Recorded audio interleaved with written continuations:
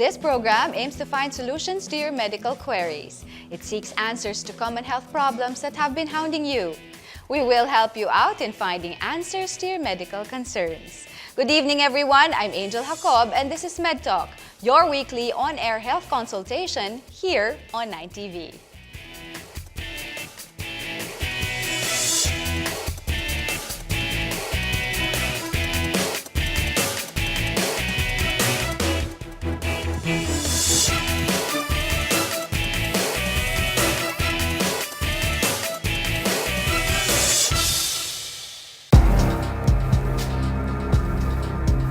There's tightness in your chest. You're short on breath. You cough incessantly. Be warned, these may be signs of chronic obstructive pulmonary disease, a cluster of lung diseases that obstructs airflow and makes breathing quite a chore. COPD, or chronic obstructive pulmonary disease, is a common treatable and preventable disease that is usually associated with a persistent airflow limitation that is progressive and is associated with an enhanced chronic inflammatory response to noxious chemicals by the airways and the lungs. The World Health Organization says that COPD will now be the fifth leading cause of death globally by 2020. In the Philippines, 1 in 5 Filipinos suffer from this respiratory disease, with only 3% consulting a doctor. This is according to the Philippine College of Chest Physicians.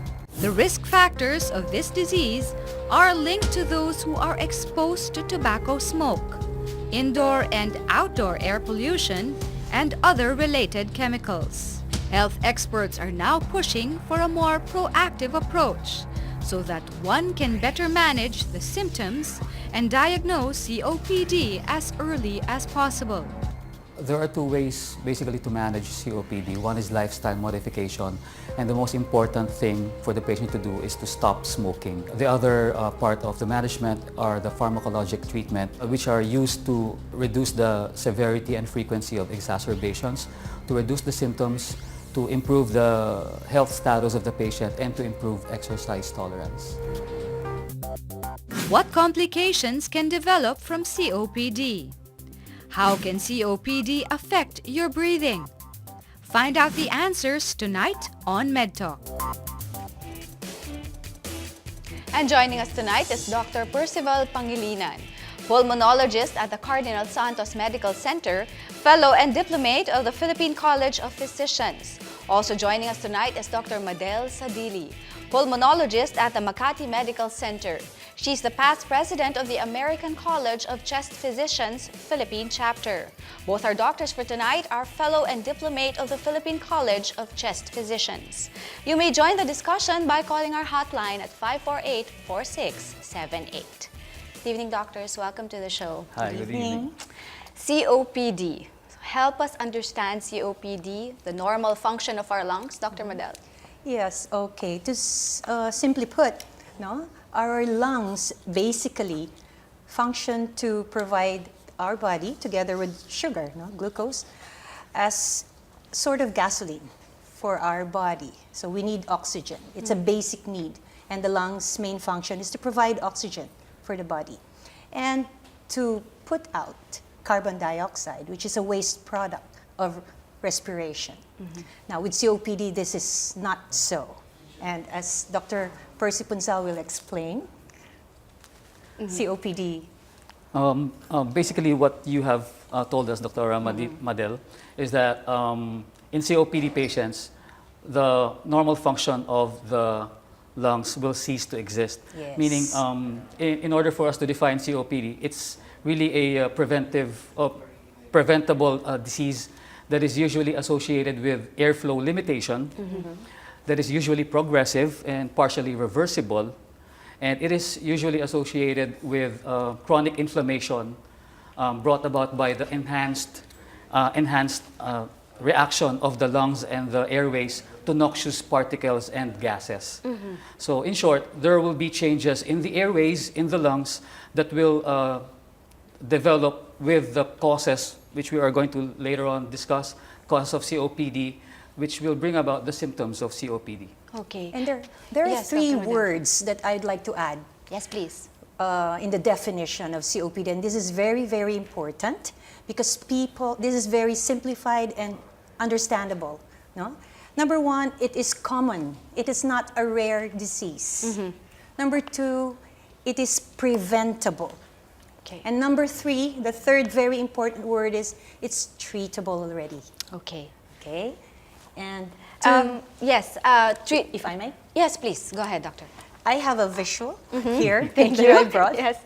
For us to understand COPD a lot the better. picture, because as they said, a picture is worth more than 1,000 words. So, Picture number one. picture number one, if you can focus on the first picture, I will show you the three abnormalities that you see in the lungs of a patient with COPD.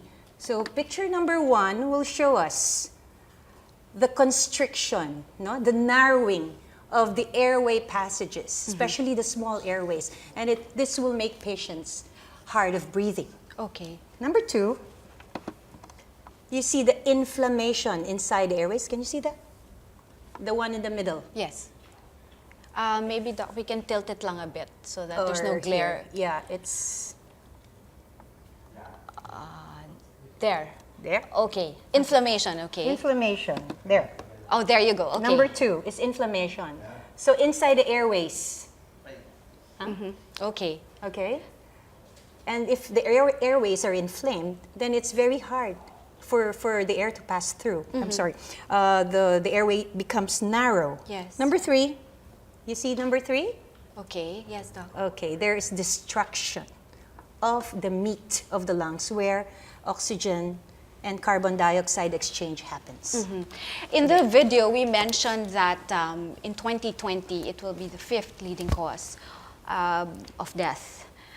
But Doc Percy, you mentioned while we were watching the video, it will The be trend shows that Yeah. it will be the third leading cause of mortality or death by the year 2020, not the 5th. So it's the third leading cause. Okay. Right now, it's the 7th or 6th leading cause of death.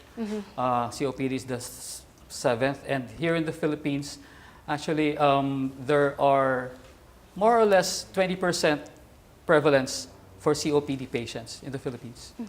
And knowing the pictures that you've shown us, Dr. Medel, Yes. you mentioned it's common, it's preventable, it's treatable. Why are people still being diagnosed with COPD in spite of the information, in spite of it being common and preventable? Yes. You know, COPD doesn't happen overnight. Patients develop COPD through the years. So you have to be exposed to the risk factors, and the number one is cigarette smoke. Smoking is the That's the number number one cause of COPD. A patient or a person has to be exposed for a long period of time before he develops COPD. No? That's simply said. Of course, there are other factors like genetics, air pollution, both indoor and outdoor, and secondhand smoke. Yes. Yeah, this all contribute to COPD, but of course, number one is smoking. How big of a health concern is COPD here in the country, knowing that smoking is the number one cause of the disease? Dr. Percy? A lot of people right now do not really realize how important the prevention of COPD is related to the smoking cessation. So a lot of people, the word probably that will fit them would be stubborn, and they really would. They tell us that they would like to quit smoking, but they don't do anything about their quitting. So as long as they don't stop their smoking, they are put at risk for developing COPD.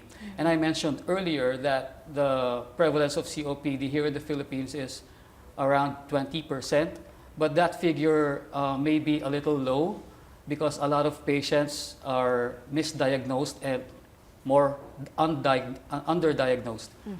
A lot of people right now may have COPD, but they never visit the doctors. As your video earlier showed, only 3% of patients with COPD are seen by the patient, by the doctors. So the figure of 20% may be a little low. Okay, so that's, yes, Dr. And to add to that, our population is aging. We have more people getting older. old, so we have more population of older people. Yes. And the older you get, the longer the time of exposure is to risk factors, especially if you're smoking or if people around you are smoking. Secondhand smoke Exactly. can also contribute to Yes. COPD. And one of the factors that makes COPD climbing up the ladder of one of the highest, top 10 causes of death worldwide is that other diseases, other people, they don't die of the other diseases because they take their medicines for hypertension. Right. They take their medicines for diabetes, but not for COPD. So most of the time, they die of COPD than the other diseases. But there is, like we've mentioned, no, there are medicines, there are Yes. medications, probably even surgery that can be done Yes. to extend the quality of life of someone who has been diagnosed with COPD. That's right. COPD, smoking is linked to emphysema. Is emphysema one of the types of COPD, together with chronic bronchitis and asthma? Doc Percy? The pathophysiology behind emphysema is one of the pathophysiologic mechanisms underlying COPD. Previously, it was taught to us in medical school that COPD is composed of basically two types: the chronic bronchitis type and the emphysema type. Okay. But current understanding right now does not include chronic bronchitis and emphysema in the definition of COPD. Simply because one reason is that not all patients with chronic bronchitis develop airflow obstruction or airflow limitation. Okay. Unlike emphysema, usually these patients present with airflow limitation. That is why between emphysema and chronic bronchitis, emphysema is the one which is linked to COPD more than chronic bronchitis. And for me, siguro it will be better for me to mention also that instead of chronic bronchitis, what is usually included in the definition or in the discussion of COPD is the term chronic bronchiolitis, because in chronic bronchiolitis, it is the small airways that are affected, which is basically what is affected in COPD. And the chronic bronchiolitis, is this also affected when someone has asthma? Is it the same area or the same type of airflow? No, not necessarily, because between asthma and COPD, the mechanism behind COPD is that smoking affects the small airways first. Okay. But in asthma, it's more of the larger airways that are affected, the ones with the bronchial muscles. So if one is diagnosed with COPD, does one necessarily have to have asthma and vice versa, because it affects your breathing? And with asthma, you have wheezing. Oh, Is that good. called? You wheeze. And when one has COPD, you also have difficulty in breathing. That's right. But that is the reason why asthma is the main differential diagnosis of COPD. If a patient comes to you with difficulty of breathing and you're really not sure what the reason for the difficulty of breathing is, you should think of both asthma and COPD. And it's up for the doctor to determine which of the two the patient has. Okay. Although both can coexist in a patient. In fact, we have a new term right now. It's called ACOS. Okay. It's the asthma COPD overlap syndrome. All right, so one can be diagnosed with COPD at the same time be suffering from asthma as Yes. well. Yes. We'll talk more about the causes and the symptoms of COPD, all that and more when MedTalk returns.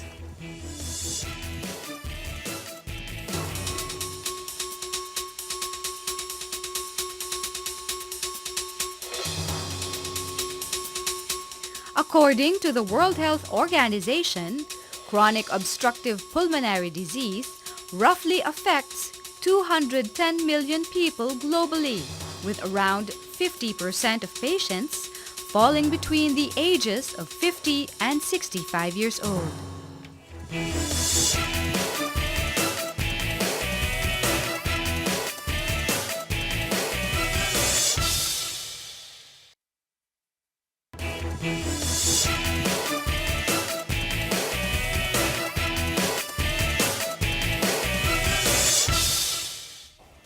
We're back here on MedTalk, still talking about COPD. Doctors, before we cut to the break, we were talking about asthma and COPD. Now let's talk more about the causes of COPD. We mentioned smoking, cigarette smoke, tobacco. Yeah, What other worldwide, causes? the most recognized risk factor for developing COPD is tobacco smoking. And meaning this will refer to cigarette smoking, cigars, pipes, whatever you have. Next, Even marijuana. even marijuana, Okay. not just tobacco, but it's usually the tobacco which is more common. Now, the next risk factor may be occupational exposure to noxious gases and chemicals. Next, you have either indoor or outdoor pollution. Outdoor pollution, of course, you know the carbon monoxide from the exhausts of vehicles, yung mga nagsisiga, Yes. burning the leaves. And indoor pollution means it's usually associated with the use of biomass fuel, What is? meaning when you cook indoors using firewood or charcoal, this usually emits smoke Okay. that is kind of similar to the cigarette smoking that you have as a cause for COPD. Also, whether you're indoor or outdoor and you have these around you, in a span of how many years, or is it immediate that you keep inhaling all these, how do you call Well, that? it is usually several years. Several years. just like smoking, no? It takes Yes. several years for you to develop COPD with smoking Yes, Angel. habit. And that's usually the reason why some non-smokers develop COPD, because of these other risk Second-hand factors. smoke. Yes. Oh, okay. So not necessarily that you will be diagnosed with COPD if you're a smoker. You can also be diagnosed with COPD because of the other causes that you've That's right. mentioned. What is the percentage of those who smoke are diagnosed with COPD?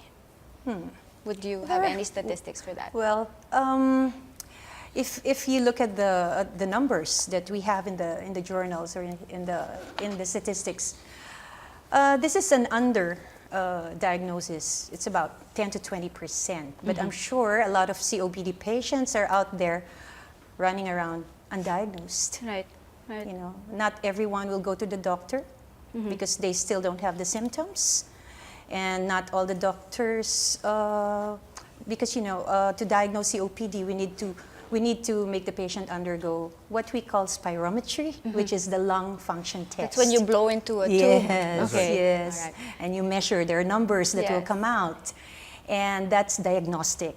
So we need that to make a diagnosis of COPD, aside from the symptoms that the patients present, and the history, of course, of exposure to, for example, cigarette smoke. Okay, so you mentioned symptoms. Let's now go to the symptoms of COPD. What are some of the symptoms that one might have when they already have COPD? Dr. C.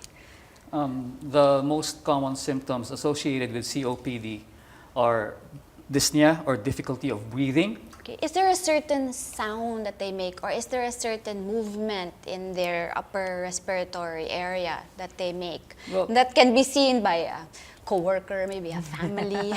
When you speak Meron of, bang ganyan? when you speak of symptoms, Angel, it's what really the patient feels. Okay. So the basic thing that they feel is the difficulty of breathing.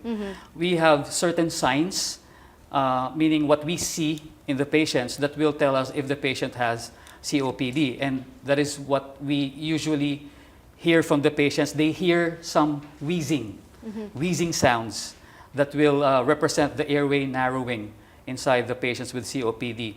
Another symptom would be chronic sputum production, meaning the patients will complain of heavy sputum production.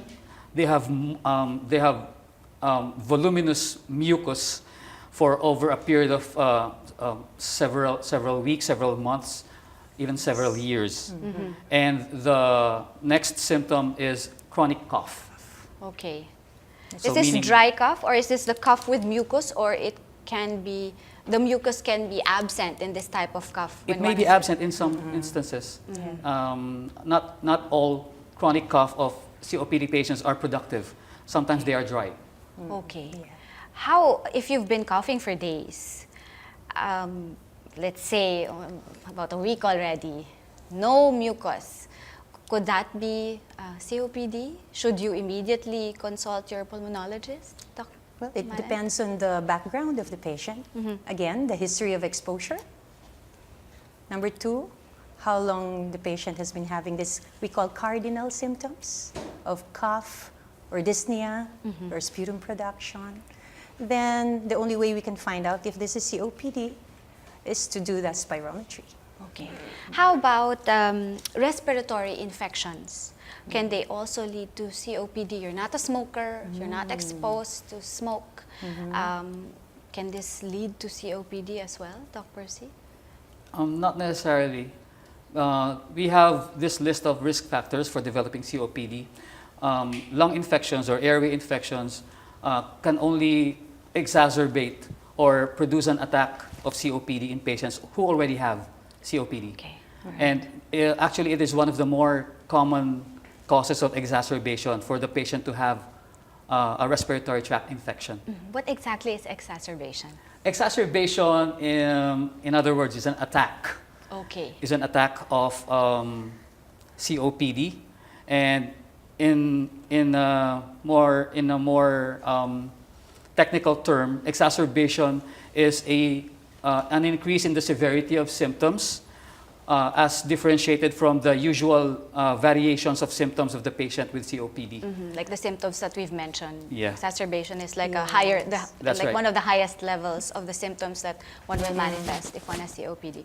Doctors, we have a question from Facebook from Michelangelo Manalo. Who are the candidates for COPD? Who are the candidates? Or who's at risk, maybe? Smokers is Miss no. Philippines. You know? Number one. Candidates. Candidate number one who smokes. Candidate number one, smokers. Smokers. Candidate number two, those who live with smokers. Candidate number 3, those people who cook indoors using charcoal and firewood. Okay. Are there still a lot who cook indoors using? Here in the Philippines, yes. And by statistics, it's more of the women that are affected by indoor pollution. Okay. Because, of course, they are the ones who cook Right. using the biomass fuel. So is there are women more at risk or are men more at risk? It depends on the exposure. Again. Yes. Actually, even in the population of smokers, it's not only the men. A lot of women are already smoking, and statistics of women are already catching up. In fact, maybe they're even more right now than men. Wow. We should lower that the statistics and maybe in That's our 2020 objective. that's the objective. That's no? objective. Again, you said it's common, it's preventable, it's treatable. So that is the objective, to lower the statistics. And the most preventable cause is smoking. preventable cause of smoking, then one really has just to quit. Yes. Just cold turkey, just Or quit. not to start smoking. Okay. Or to stay away That's right. from someone who smokes. Yes, yes. Or to tell that someone to stop smoking. Smoking. Okay. You know, sometimes it's easier said than done. Yes, You know, yes, I and, know. and Filipinos are very polite. They they don't want to offend. They don't want the other person to be That's right. sensitive. But when it comes to your health, I think you should be more assertive and more vocal about, staying away from those who You will smoke. be surprised, Angel, how stubborn some people are. Okay. In spite of all the In spite of information all that this. we have and the information that you as doctors give to all the patients and those who consult you with or without COPD. Yeah. We have a lot of, in fact, so many intelligent people are still smoking. These are not stupid people. These are intelligent people, they know. It's just that, some are addicted to it. Some are really just stubborn. So, Angel, will you be surprised if I tell you that some doctors smoke? Not really. Not really. Not really, no. Sometimes it may be a manifestation of something else, maybe Yes. stress or maybe they're nervous, but still, no? Okay. Still. Still. Facebook question once again, doctors. I started smoking since I was 17 and I stopped when I was 32. Oh, good for you. Now that I'm already 55, I'm having chest pains and have been coughing for almost 3 months now. Is this COPD? Number one, how heavy were you as a smoker? I mean, how heavily did you smoke? How many sticks a day? Okay. Because Does we that compute. matters? It matters. Okay. So we Okay. compute that. We call it the number of pack years of smoking. All right. Okay? It's like if you smoke a pack a day for 10 years, that's 10 pack years. Okay. Number two, congratulations, you stopped smoking already. Yes. Number two, the chest pain may be a symptom of other illnesses, not necessarily COPD.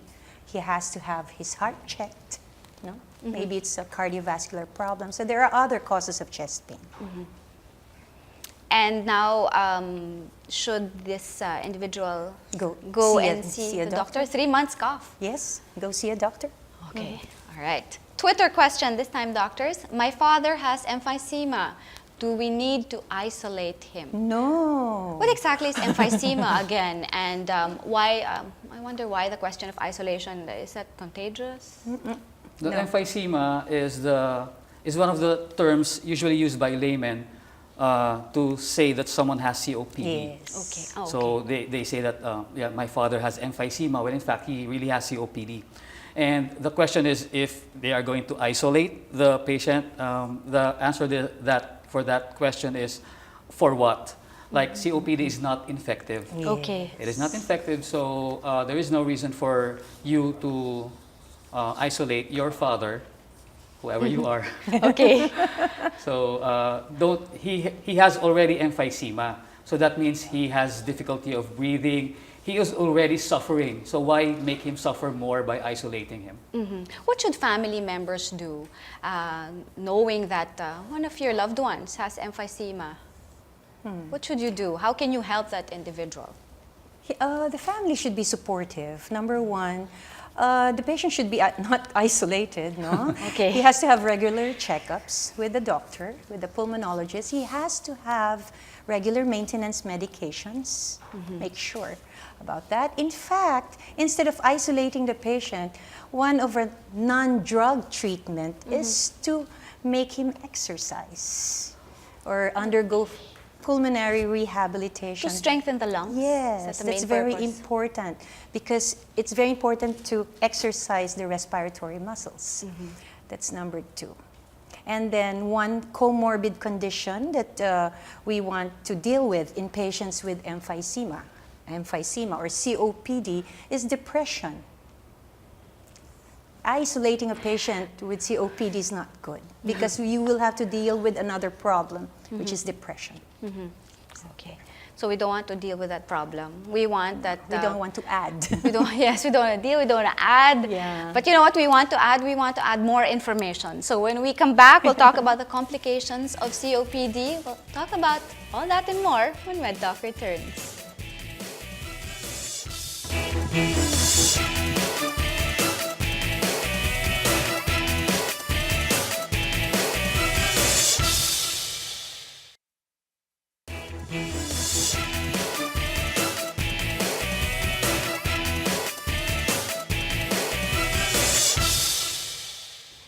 We're back here on MedTalk, still talking about COPD or Chronic Obstructive Pulmonary Disease. You may join the discussion by calling our hotline at 548-4678. Doctors, complications of COPD. Can COPD, since it involves the lungs, can it lead to lung cancer? Not necessarily. COPD in itself does not lead to lung cancer.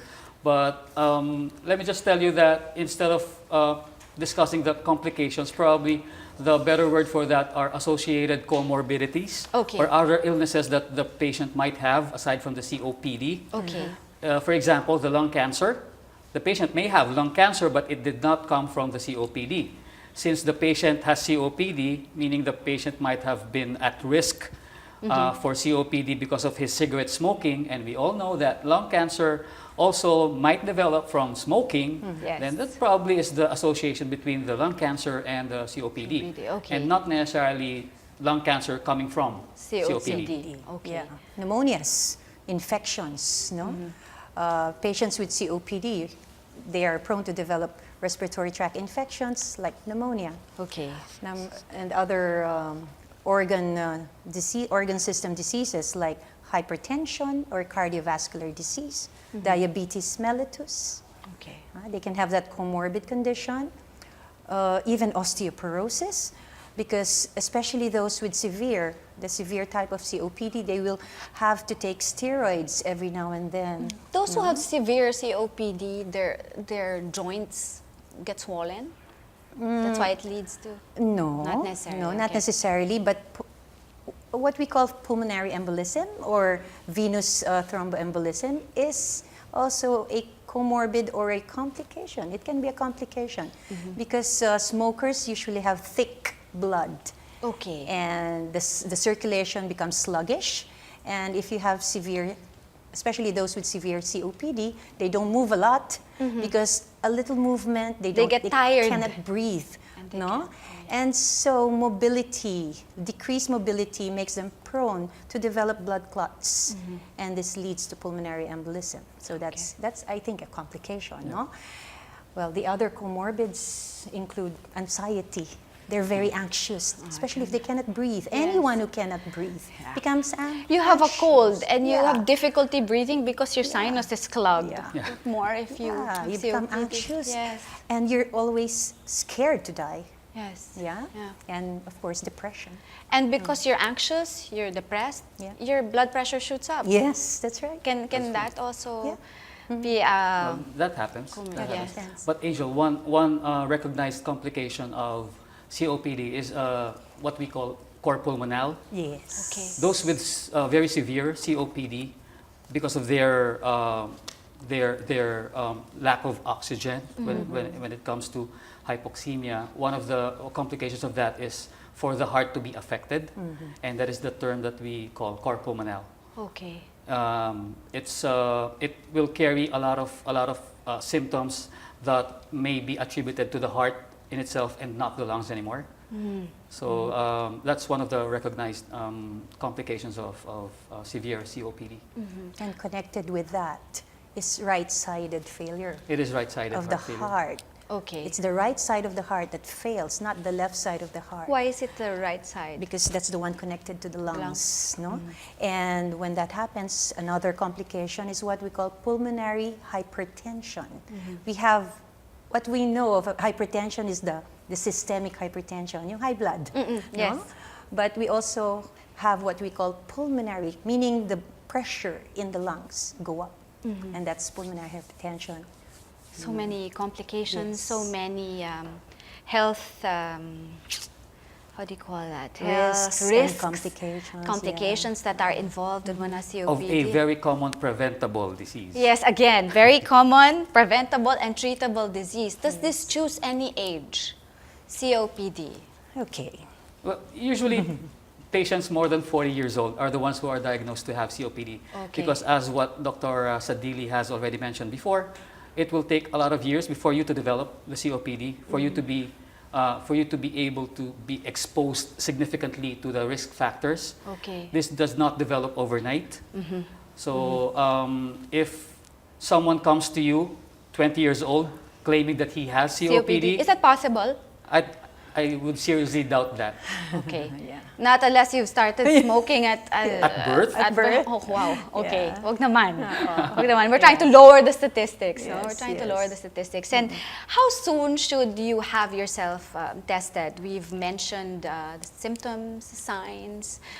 When you feel that something is wrong, you should know your body. When there's something there that's not functioning right or functioning well, how soon should you go and what type of test should you? Right away. Oh yeah, or how should you communicate with your doctor? Siyempre, you're anxious, Yes. you're scared. How should you communicate to your doctor that you might have COPD, that you're feeling the way you do? You know, Angel, it's very important to tell the patients or people who are smoking, who are at risk, to develop COPD to consult their doctor right away, because the key here is early detection and early treatment. The earlier we do this, the better is what we call prognosis, meaning their quality of life is going to be better. You know, the medications that we will be able to give them will not be so much to enable to maintain them with a good quality of life. So early, very early diagnosis, very early treatment. Lalo na if you're predisposed, no? Genetic, your age, you've been smoking for a while. Indoor, outdoor pollution, all the that's things right. that you've mentioned, Dr. Percy. That's right. When you are a smoker, if you are a smoker and you start developing these symptoms of COPD, you tend to cough more for a long period of time. You got sputum production. You develop difficulty of breathing that was not there before. And that's the right time for you to go see your doctor. But that does not usually happen because a lot of patients, they will stick to their smoking because they know if they go to the doctor, the first thing that the doctor will tell Stop them smoking. is to stop smoking. Okay. In order to prevent that, don't see the doctor. Okay, and then by the time they see their doctor, it's too late. And we don't want that. We never want, you never want to see a patient when it's too late. Of course. Yeah, but we still I still tell my patients, you know, stopping smoking at any point in their life, is still okay than not to stop smoking. Okay, so once you have, let's say, okay, the individual is brave enough to go to the doctor, have some tests done, diagnosed with COPD, stop smoking, but the damage to the lungs is already there. So how do you still save the lungs? How will it be from that point on when one stops smoking until the last days of his life, but the lungs have been damaged already from years of smoking? There are a lot of studies, Angel, that show that it's really never too late to stop smoking. Because as soon as you stop smoking, there will be changes in the pulmonary function of the patient that will be beneficial for him, and this will be that is the reason why the cessation of smoking really is the most influential thing that the patient can do to alter the course of his COPD. So it's really never too late to stop smoking, because once the patient stops smoking, the progress of the COPD or of the disease will be altered. Okay. So even if the patient already has COPD, already damaged lungs, it's always very prudent for him to stop smoking. Otherwise, any management the doctor might do on him might be useless. I'll give you an example. Yes, please. If I smoke now, what time is it? Quarter Quarter? to 8. Yeah. Okay, in 5 minutes time or even less, all my carbon monoxide in my system will be gone if I stop smoking. Now, Fast. that fast. And carbon monoxide is a poison in the blood. So that's how our system works. We try to recover. Okay. Yeah. The body is amazing, no? Yes. It will Yes, recover. it it will. will do what it's supposed to do. And when you put poison in it, it will deteriorate as Of fast course. as As when you fast take as- out the poison that was in your body in the first place. Tests and diagnosis for COPD. Is COPD often misdiagnosed, or is it diagnosed right away that it's COPD? Dr. Percy. Usually it is a mixture of several factors that you have to elicit from the patient.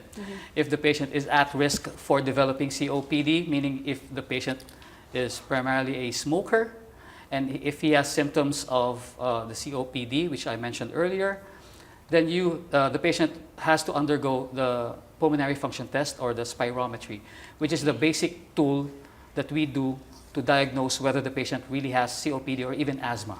Yeah. Okay. So how does it work again? How does the spirometry work?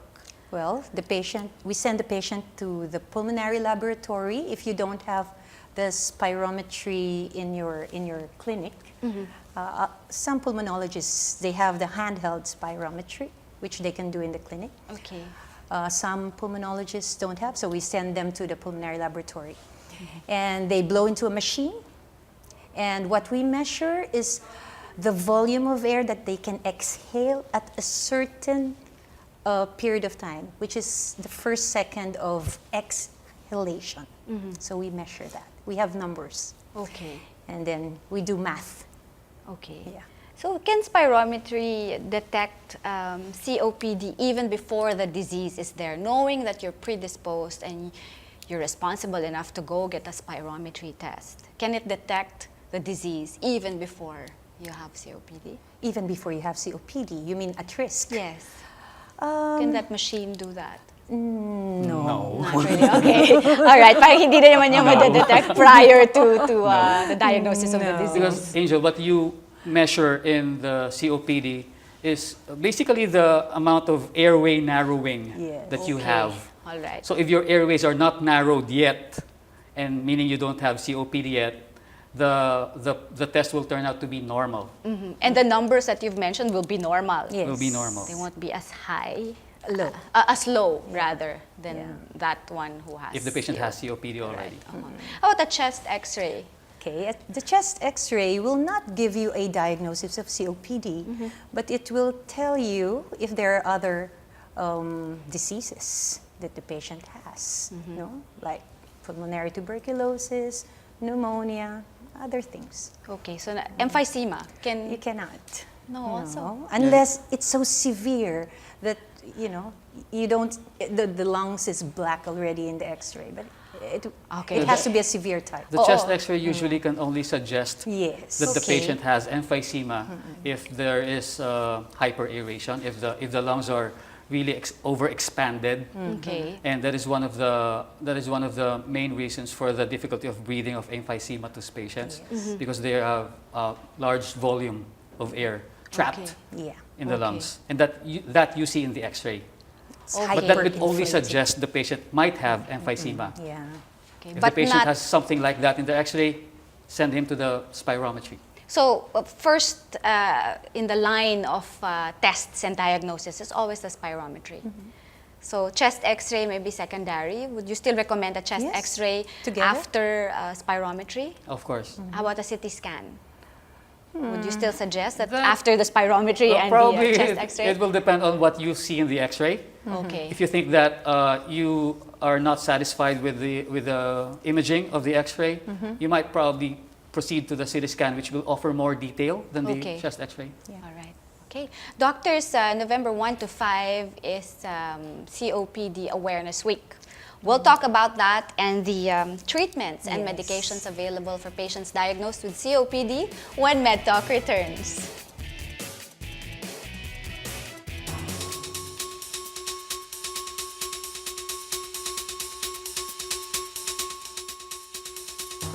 Did you know that a morning headache is an advanced COPD symptom? You get morning headaches because there are higher levels of carbon dioxide circulating in your blood.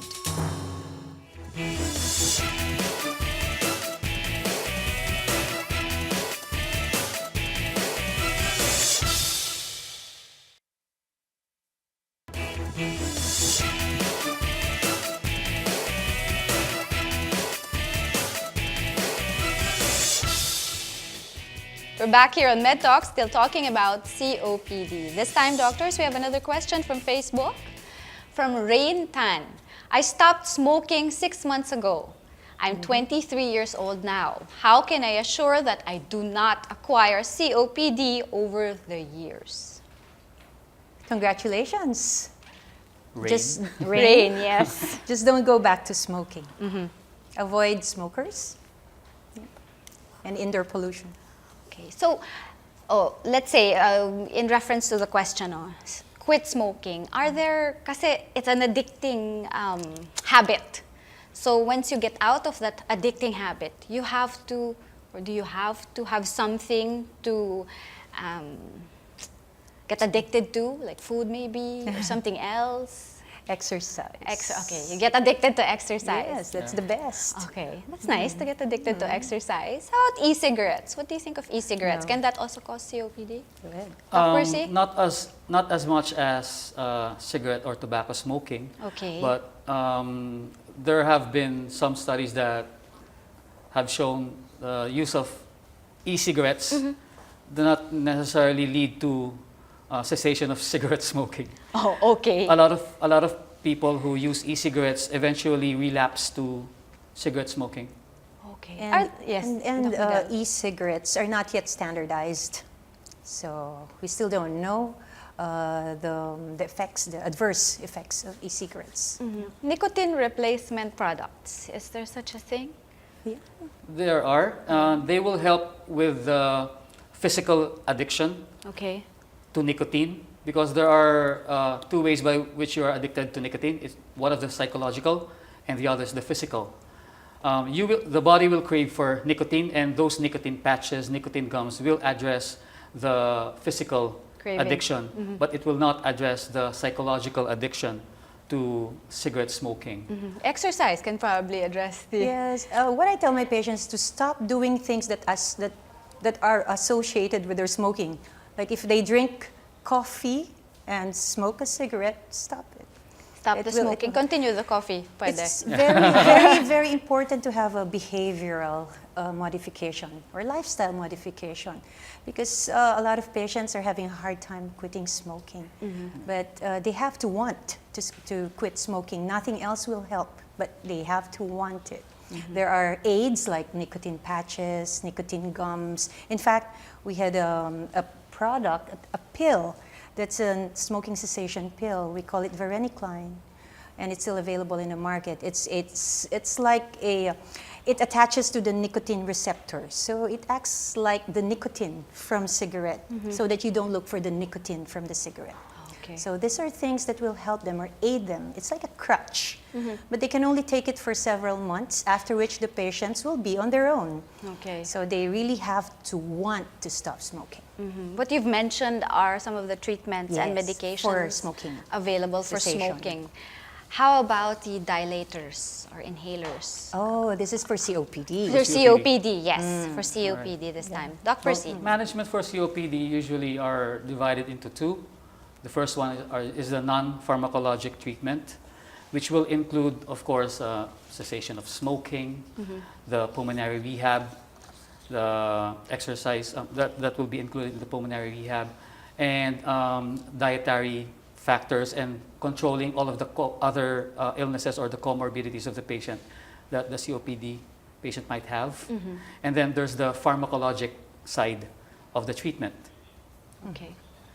Well, in addition to the non-pharmacologic, non-drug treatment would be vaccinations.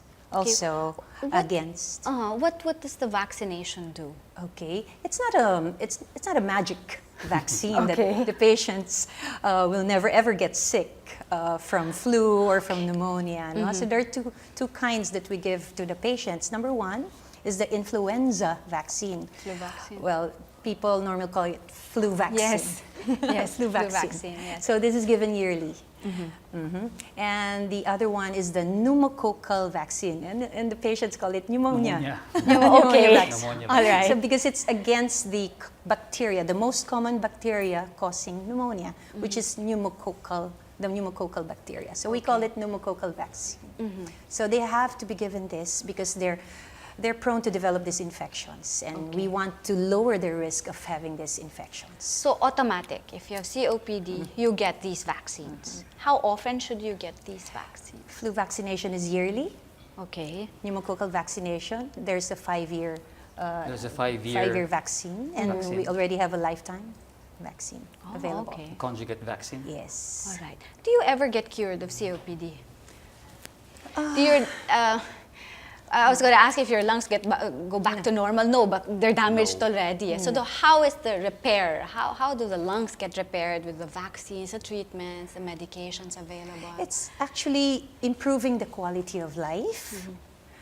Number two is there are short and long-term objectives in the treatment. The short term is to avoid symptoms or to reduce the symptoms of the patients. Okay. Number three is to avoid the risk of having exacerbations, like them going to the hospital a lot of times, getting admitted, going to the emergency room, etc. So those are the objectives of treatment. And we have several drugs already available in our midst to help our patients breathe better. Okay. That's the term, to breathe better, and for them to be more, how do you say it, to be able to go on with their daily lives, without being breathless a lot of times. And the key, the center of treatment is what we call bronchodilation, meaning to give inhalers that will open up their airways. Okay. That's the key. You mentioned breathe better. Is there a breathing technique, or should like an exercise for your lungs for those who have COPD? Angel, before we go into that Yes, please. breathing technique, you have at least 4 goals in giving treatment for COPD. So the treatment in itself is not the cure for COPD, but the 4 that are included as goals for the treatment. Number 1 is to reduce the symptoms of COPD. Number 2, to reduce the severity and frequency of exacerbations or attacks. The 3rd is to improve the health status of the patient. And the 4th is to improve exercise tolerance. Yeah. Okay. And one of the things included in the health status is what you have mentioned, the technique of breathing. Yes. So usually a lot of our COPD patients, they don't have to be told how to breathe the pursed lip breathing, because they themselves find out that when you do the pursed lip breathing, they will find it easier to breathe. And the pursed lip breathing is exactly how it sounds. They have to exhale through a pursed lip. It's like whistling. It's like whistling. It's like whistling. You take a deep breath and then you exhale very slowly. So you through don't a pursed lip. pursed lip. So you don't trap the air inside, because if you trap the air inside, it's very painful. No? Yeah. So breathing slowly through the pursed lip. Exhaling slowly. Exhaling slowly Exhaling through a rather. pursed lip. Yeah. And what it does is it creates sort of a stent of pressure inside the airways, preventing the collapse Yes. of airways, so the patients breathe easier. Okay. In breathing easier and breathing properly, when we exercise, we should inhale and exhale and should practice our breathing. Yeah. So getting addicted to exercise should also help them breathe properly. Yes. That's right. Yes. Okay. COPD Awareness Week is coming up, first Yes. week of November. Are there activities? Are there workshops? Are there breathing technique activities, programs, Dr. C? The basic goal of having such a long month, of COPD month rather, is for more people to be aware of what COPD is, just like what we are doing here. Yes. If people are interested in knowing what activities there are in celebrating the COPD month, I think they should go to the website of the Philippine College of Chest Physicians. Okay. You can Google it, Philippine College of Chest Physicians. PCSC? PCCP. PCCP. That's it. Okay. All right. Okay. So you can just go to that website and you can check on the activities Yes. that you will be having for the first week of November. Yeah. COPD. Actually, it's a whole month activity worldwide. Okay. All right. Doctors, we've come to the last part of our program. You've educated us so much on taking good care of our lungs, the normal function of our lungs, risk factors, treatments available. Would you like to share any other final message, tips, warnings maybe, or advice that you can give all our viewers when they sleep at night, for them to remember if there's something that they should remember about COPD and taking good care of their lungs and being able to breathe in a normal manner, what Okay. would it be? Ako, Dr. simple C. lang. Sige. If you're a smoker, stop smoking. If you're not a smoker, don't start. Okay. Simple lang. Simple Thank lang. you. Oh, madaling tandaan. Madaling tandaan. Okay. Thank you, Doc Percy. Thank you very much. And Doc me Mada. naman, as a country, let's work towards a cleaner air. Okay. Clean air. Oo nga, no? Yeah. That's what we need. Sometimes we forget that the air we breathe really contributes to our general well-being. Of We course. don't want to buy air in the future. No, we shouldn't buy air. It's readily available. It's free. We should This is enjoy free. it. Yes. And we should breathe in healthy and pollution-free air. Yes. Thank you once again, Doc Medel. Doc Percy, thank you to all those who sent their Facebook questions and their Twitter questions, and thank you to all who watched our show. See you again next Tuesday, 7 p.m. here on MedTalk, your scheduled on-air consultation here on 9TV. This is Angel Jacob. Good night.